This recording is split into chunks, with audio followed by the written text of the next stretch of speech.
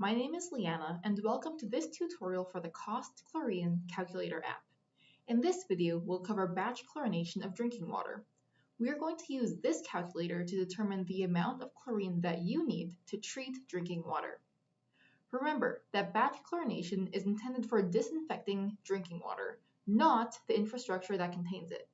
To learn more about disinfecting infrastructure, such as wells and tanks, check out CAWST's WASH resources or additional tutorials in your course.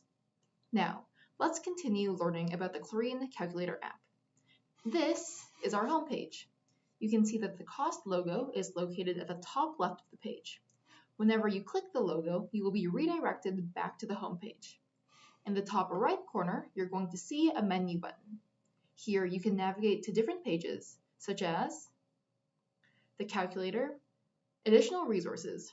You can report a problem, and you can view the offline calculator. Here, you can also change your preferred language. All right, let's begin. To get started, we're going to click on the button labeled Chlorine Calculator. You're going to see the first question appear.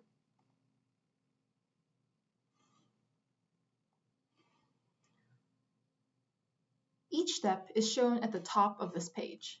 Note that choosing batch chlorination will give you 4 questions, as seen up here, while choosing shock tank or shock well chlorination will have 3 questions, as shown here, and so these 3 bars will appear at the top.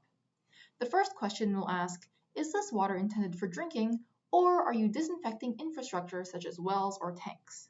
Your answer will depend on the context that you are using this calculator for. In this video, we're covering batch chlorination, so we'll select the first option. Then we'll click Continue. Now we are on to our second round of questions, as you can see here. The app will ask, please select the type of chlorine you are using. Click on the appropriate answer. If you need any clarification for a question, click on the information pip beside it for more detail. In this scenario, I'll select liquid chlorine as an example. Then it will ask, what is the percentage chlorine concentration of your product? I'll put in a concentration of 15. When you click on the text View Answers, you'll find that the app has saved your answers.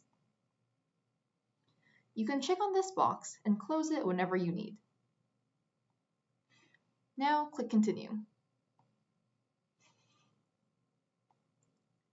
Now the app will ask us about our method of chlorine assessment. CAWST always recommends performing a Horrocks test, also known as the bucket test, whenever possible. However, we also know that not everybody has the necessary equipment to perform the Horrocks test. In these cases, you have 2 other options. If you have a way to measure turbidity, you can select this option, water turbidity. Otherwise, you will need to use the rule of thumb. This rule has been confirmed by research papers around the world and can estimate the chlorine needed by using your water's appearance. Both of these methods will give you a less accurate result of chlorine dosage compared to the bucket test, but they're still better than skipping chlorine dosage calculations entirely. When you select the option of water turbidity, you can enter your NTU range. When you select the option of water appearance, you can choose between clear and cloudy water. Choose by your best judgment.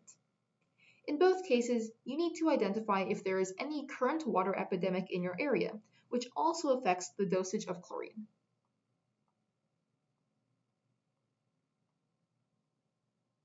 However, in this example, we will use the Horrocks test to assess our chlorine dosage.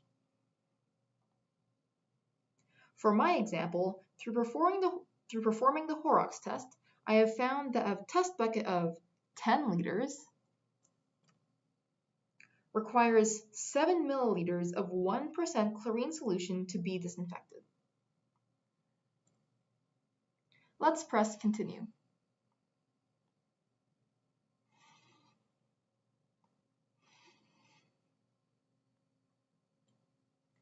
Lastly, the batch chlorine calculator will ask if we know the volume of water we are treating.